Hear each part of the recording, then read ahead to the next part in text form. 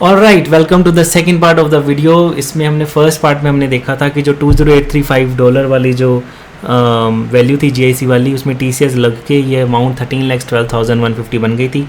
अब इस वीडियो में हमने देखना है कि एक्स्ट्रा कितने चार्जेस में और जुड़ेंगे और कैसे आप उस वैल्यू को एक आइडिया ले सकते हैं कि कितना एक्स्ट्रा और जुड़ेगा, so that you have an idea कि हमें कितने फंड्स चाहिए। तो उसके लिए मैंने आपको प्रॉमिस करा था कि मैं आपको अपनी डिटेल जो अकाउंट स्टेटमेंट है वो शेयर करूंगा और उसमें मैं आपको चार्जेस का आइडिया दूंगा। अब इसमें मैंने पर्सनल डिटेल्स जो हैं उसको हटा दिया है। I hope you can understand. और अब चलिए आगे चलते हैं। अब इसमें देखिए मैंने यहाँ पर $200 हमने यहाँ पे बाहर भेजे हैं और वो $200 जो कि अब तकरीबन 12,000 हो गया, उस पे कौन कौन से चार्जेस लगे हम वो समझेंगे। तो मैं आपको सिर्फ 20835 जीआईसी का आइडिया नहीं देना चाहता, मैं आपको समझाना चाहता हूँ, सिखाना चाहता हूँ कि वो कौन कौन से चार्जेस लग रहे हैं फॉर आउटवर्ड रेमिटेंस में। तो आप खुद ही उसको कल को जितनी मर्जी अमाउंट हो आप उसको कैलकुलेट कर सकते हैं। तो स्टार्ट करने के लिए हमारे पास 8,000 थे अकाउंट में और 15,000 मैंने अकाउंट में ऐड करे हैं और ये हमारे पास अकाउंट में 23,000 हो गए। अब हम $200 भेजना चाहते हैं, तो हमने ये भेजे 19 अप्रैल को। अब देखिए 19 अप्रैल को जैसे आप देख सकते हैं मेरा जो अकाउंट है वो कैनरा बैंक में, तो कैनरा बैंक से जो मुझे 19 अप्रैल को जो मुझे वैल्यू मिली है डॉलर की वो मिली है 60 रुपीज़ एंड 8166। तो सबसे पहले तो चेक करते हैं कि 19 अप्रैल को जो गूगल पे वैल्यू दिखा रहा था वो कितनी थी। और जैसे मैंने आपको बताया कि वो जो वैल्यू है वो अलग अलग बैंक में अलग अलग हो सकती है और अगर आप थर्ड पार्टी से कर रहे हैं तो उसमें हमें अलग अलग वैल्यूज़ मिल सकती हैं। तो 19 अप्रैल को आई होप यहाँ पे हमें मिल जाएगा 19 अप्रैल ये रहा। तो 19 अप्रैल को देखिए 60.613 रेट था एंड 60.613 और जो हमें बैंक से मिला है वो 60.8166 मिला है। 20 पैसे ज़्यादा मिला है सबसे पहले and still it is very close to the value जो हमें यहाँ पे दिख रही है। और अगर हम थर्ड पार्टी यूज़ करते हैं उसमें वैल्यू अलग होती है। Let me tell you, for example आज की डेट में अगर हम देखें 1 CAD into INR, आज की डेट में टुडे इज़ 10 मई 2024। आज की डेट में गूगल पे जो मुझे इस टाइम जो वैल्यू दिखा रहा है वो 61.19 दिखा रहा है। और ये एक थर्ड पार्टी, जैसे मैंने आपको पिछली वीडियो में बताया था कि this is a third party जहाँ पे हम फ़ीस सेंड कर सकते हैं। यहाँ पे देखिए वैल्यू 61.72 दिखा रहा है। तो सबसे पहली बात ये जो कन्वर्जन रेट है इसमें भी कमीशंस, इसमें भी इनकी फ़ीसेस छुपी हुई हैं।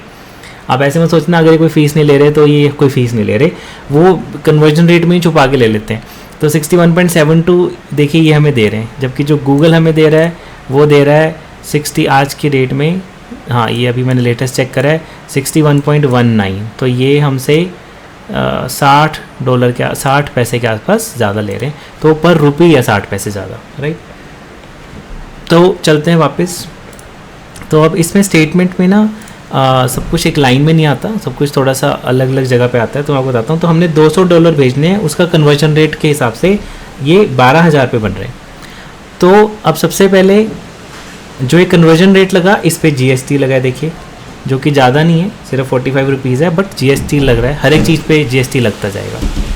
देन आउटवर्ड रेमिटेंस के चार्जेस लिए इन्होंने 1000, उस पर फिर जीएसटी लगा है, ये 18% जीएसटी लगा है, तो ये 180 रुपीज़ हो गया। ये जनरली 1000 फिक्स होते हैं सर्विस चार्जेस बैंक के, कई बारी अलग अलग भी हो सकते हैं बैंक के, तो आप अपने बैंक से ज़रूर पूछिए कि कितने हैं। नेक्स्ट एक होता है स्विफ्ट चार्जेस। तो स्विफ्ट चार्जेस जो हैं देखिए वो दूसरे बैंक में, बाहर बैंक में भेजने के लिए होते हैं। स्विफ्ट चार्जेस 500 रुपीज़ लगे। अब स्विफ्ट चार्जेस पे भी जीएसटी लगेगा, तो स्विफ्ट चार्जेस पे जीएसटी लगा है अगेन 500 का 18%, which is coming out to be 90 rupees. तो ये सारे चार्जेस लगे हैं हमारे इसको कन्वर्ट करने के। तो $200 भेजने के में हमारे को एक्स्ट्रा इतने चार्जेस लगे हैं। तो यहाँ पे मैं एक आपको थंब रूल निकाल के दे देता हूँ जिससे आप थोड़ा सा और आइडिया जल्दी निकाल सकते हैं कि कितने पैसे लगेंगे। तो उस दिन को 61 रुपीज़ था डॉलर, राइट। अब मैंने $200 भेजने थे, तो इस रेट के हिसाब से अगर मान लीजिए मैंने गूगल पे देखा तो मुझे तो अच्छा गूगल पे जो दिखा रहा था वो दिखा रहा था 60 पॉइंट, अभी हमने देखा था जैसे 6 के आसपास, राइट। तो अब देखिए आप, मैं आपको एक थंब रूल बताता हूँ कि ये हो गया इन सारी वैल्यूज़ को ऐड कर लेते हैं। 45 ये वाले चार्जेस, फिर ये वाले चार्जेस, ये वाले चार्जेस, जितने हमारे टोटल पैसे जेब से निकले और जितने वहाँ टोटल पहुँचे, वहाँ टोटल 200 ही पहुँचे, वहाँ टोटल 200 पहुँचे। अब हमारी जेब से कितने निकले हैं? 45 12163 प्लस 180 ये हो गई, और plus 1000 plus 500 Swift charges plus 90, और हमारे जो टोटल जेब से निकले हैं 13978 निकले हैं, और टोटल जो वहाँ पहुँचे हैं वो $200 पहुँचे। तो यानी कि 69 रुपीज़ पर डॉलर। मैंने इसकी कटिंग कर दी, ये डॉलर में था, ये रुपीज़ में था, तो यानी कि 69 रुपीज़ हमें पड़ा है $1 एक्चुअली में।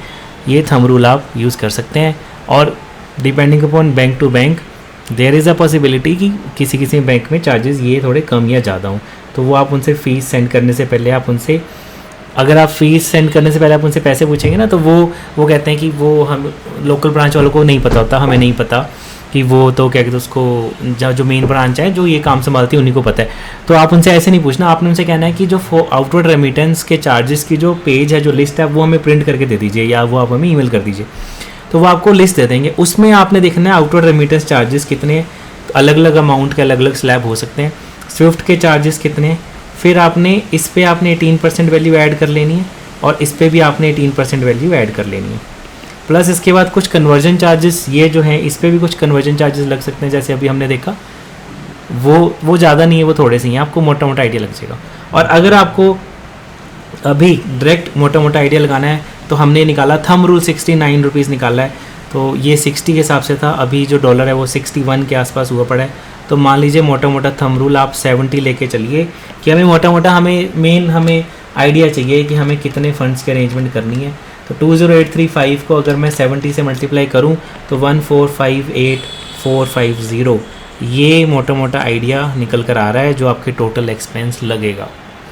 अब इसमें अगला क्वेश्चन ये उठता है कि ये एक्सपेंसेस बहुत ज़्यादा हैं, बट जब आप वहाँ पे अच्छे सक्सेसफुल करियर के साथ जब आप वहाँ पे कनाडा में होंगे, तो जब वहाँ से आप पैसे इधर भेजेंगे तो भी ये कन्वर्जन रेट अच्छा लगने लगेगा। अब ये कन्वर्जन रेट बिल्कुल अच्छा नहीं लगता जब यहाँ से पैसे वहाँ जाते हैं, नंबर 1। नंबर 2, सबसे बड़ी जो इस वैल्यू इस कन्वर्जन रेट में जो हमारी वैल्यू जो अभी ऐड होएगी, I am really sorry, this is not the amount, ये अमाउंट नहीं है, इसमें तो अभी और भी जुड़ने अमाउंट्स, इसमें तो अभी TCS नहीं जुड़ा, क्योंकि ये कैलकुलेशन तो मैंने इसके बेसिस पे कर ली है। तो ये आप मोटा मोटा आप लगा के चलें, 30,000 का TCS निकला था, तो आप मोटा मोटा 15 लाख लगा के चलें कि ये जो GIC वैल्यू है 20835 वो ये हमें 15 लाख बैठेगी। अब अगला क्वेश्चन ये उठता है सबसे इंपॉर्टेंट, क्या हम किसी तरीके से इस TCS वैल्यू को बचा सकते हैं? Is there a way, a legal way? तो इसके बारे में चर्चा करेंगे थर्ड वीडियो में, थर्ड पार्ट में इसको एक्सप्लोर करेंगे।